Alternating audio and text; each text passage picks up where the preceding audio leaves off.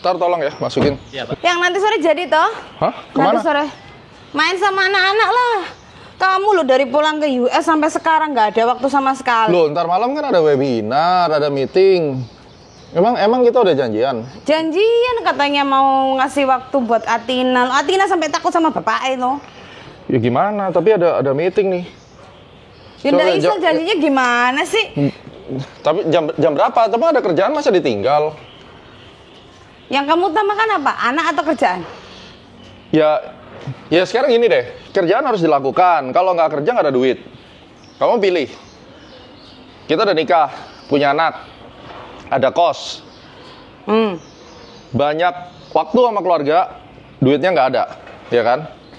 Sekarang ada duit tapi waktu nggak ada, kan mesti imbang.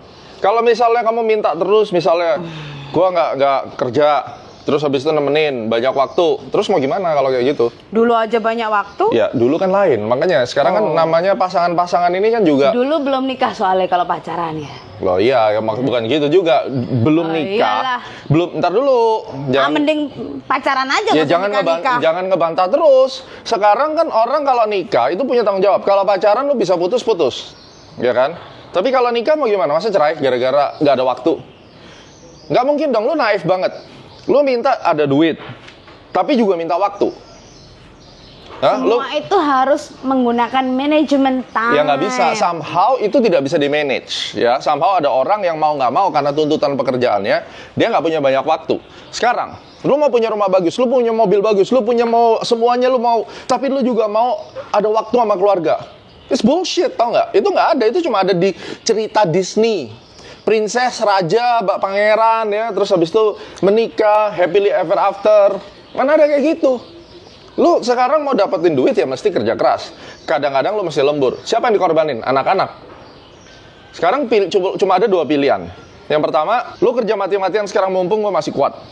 Ya, tapi nanti masa depan anak-anak bisa kuliah, bisa punya duit. Kita pensiun. Ya. Atau dibalik. Sekarang waktu sama anak-anak. Ya udah jual aja semua, nggak usah kerja. Pakai hidup sederhana, banyak ngumpul, ya kan? Nggak ada duit nggak apa-apa, yang penting kumpul bersama keluarga. Terus nanti anak-anak waktu besar kececeran. Ada yang kerja menjadi hamba korporat sampai tua mati. Nggak usah ada skill, pokoknya ngumpul aja. Nah, lu mau yang mana? Mau di manage semuanya lah. Nah, itu karena anak juga perlu seorang papa ya, yang hadir di situ. Memang. Ya Cuma kan sekarang mungkin kalau dari 1 bulan lu ngarepin gue bisa main, bisa ini, itu juga belum tentu. 5 menit dalam 1 minggu. Ya mungkin masih bisa 5 menit dalam 1 minggu. Tapi ya kayak misalnya nanti malam gue ada harus ngajar, ada kelas. Kan nggak mungkin gue bisa tinggalin, apalagi itu prime time. Nah, terus kemudian malam mau gimana?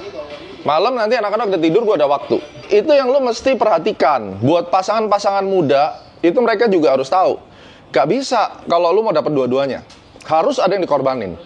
Dan ini sebelum menikah, dua orang itu mesti deal dulu. Bahwa nanti pada saat dia sudah menikah, itu pasti akan ada hal-hal yang kayak begini. Lu aja udah nikah, gak bisa deal kan, masih ada gesekan kan. Prinsipnya tetap satu. Jangka panjang, kestabilan ekonomi itu penting. Ya memang hubungan relasi antara papa sama anak sama istri itu semua harus dijaga. Tapi nggak bisa dua-duanya balance, itu udah nggak mungkin. Itu cuma ada di teori. Lu bisa terima nggak itu? At least ada komunikasi lah. Ya memang planning komunikasi. Tapi tidak semua dalam kehidupan itu bisa di planning dan komunikasi. Sehingga ini yang buat pasangan-pasangan muda yang belum married, ini mereka harus belajar bahwa ini yang akan mereka hadapin. Pernikahan itu tidak semudah membalikan telapak tangan, dan setelah menikah itu nanti akan ada masalah ekonomi. Kita aja yang sudah diberkati, ya masih aja ribut hanya karena nggak ada waktu.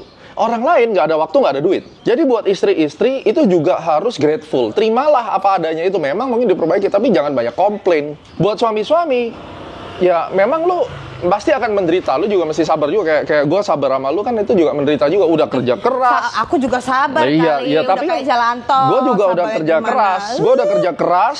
Lu masih cerewet aja, minta waktu, minta ini, minta itu. Minta apa? Emang gue minta Lamborghini? Ya, enggak. Minta diamond. Tapi kan ada orang yang kayak gitu. Minta segala macam. Coba, ntar dulu. Hah? Tapi banyak orang yang kayak gitu. Harus sebulan 10. Hah? Enggak tuh, Tapi cuma minta waktu. Ada nggak orang yang kayak gitu? Tuh, sampai anjing aja yang setuju tuh, lihat. Ada nggak orang yang seperti itu? Coba, minta ini, minta itu, minta ini, minta itu. Tapi waktu kerja dibatasin. Nggak boleh. Pokoknya kamu jam 8 harus nyampe rumah ya. Tapi minta liburan dong ke Jepang, kayak tetangga kita bisa liburan kemana-mana. Lu kerja apa sih kok nggak kaya-kaya? Itu terjadi kan? Nah ini yang tidak boleh, nggak fair. Jadi nggak ada ceritanya. Kalau lu memang mau kesuksesan finansial harus ada yang dikorbanin. Mostly yang dikorbanin adalah waktu.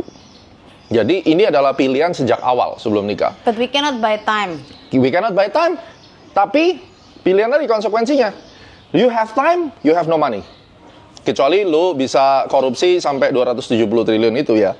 Lain, kalau Tapi kita kerja keras ya berbeda. Yang coba at least 5 menit aja. Oke, mungkin kita bisa setuju, kita atur waktunya di situ, ya. Jadi ke depannya happy family, positive energy, positive income. oke. Jadi pada dasar ya kesimpulannya adalah di dalam sebuah pernikahan itu harus kita bicarakan dulu sejak awal sebelum orang itu menikah. Gua kerja apa, waktu gua kayak gimana, dan ke depannya akan seperti apa. Dan istri-istri tidak boleh selalu menuntut suaminya harus punya banyak waktu. Suami juga nggak boleh menuntut istri kalau gitu. Ya, Life must be balanced. ya life must be balance, tapi somehow yang harus kita accept adalah tidak selamanya sebuah pernikahan atau keluarga itu balance. Karena apa? Ada tantangan dan challenge yang harus disepakati, di mana dalam kehidupan di masa depan itu tantangan itu akan makin besar. Jadi harus ada yang dikorbankan, dan sebuah pernikahan itu mesti siap menghadapi pengorbanan-pengorbanan seperti itu. Oke, deal? Jadi itu adalah masalah keluarga guys yang dialami semua orang, bahkan termasuk saya. Kesimpulan cuma satu, harus ada yang dikorbanin. Kalian bisa kompromi sama pasangan kalian, tapi intinya kalau kalian memang dituntut untuk memenuhi kebutuhan keluarga yang begitu tinggi, udah pasti korban waktu. Dan kalau misalnya istri itu atau suami itu tidak bisa menerima, harus korban salah satu. Disinilah awal mula pertikaian dan perceraian, dan mungkin akan ada perselingkuhan. Jadi ekonomi itu tetap memegang nomor satu. Kalian mesti pikirin bagaimana dengan waktu yang singkat kalian bisa dapat uang yang banyak. Karena kalau uangnya nggak banyak, nggak bisa memenuhi kebutuhan keluarga, maka waktu yang akan habis. Kalau mau waktu yang banyak, maka uang juga nggak akan banyak. Ujung-ujungnya di masa yang akan datang, anak-anak kita akan terlantar. So, kesimpulannya, make more money dalam waktu yang singkat, dan inilah yang saya sedang lakukan, walaupun saya tahu saya harus mengorbankan waktu bersama keluarga. Bagaimana dengan kalian? Silahkan komen di bawah. Sampai ketemu di episode berikutnya.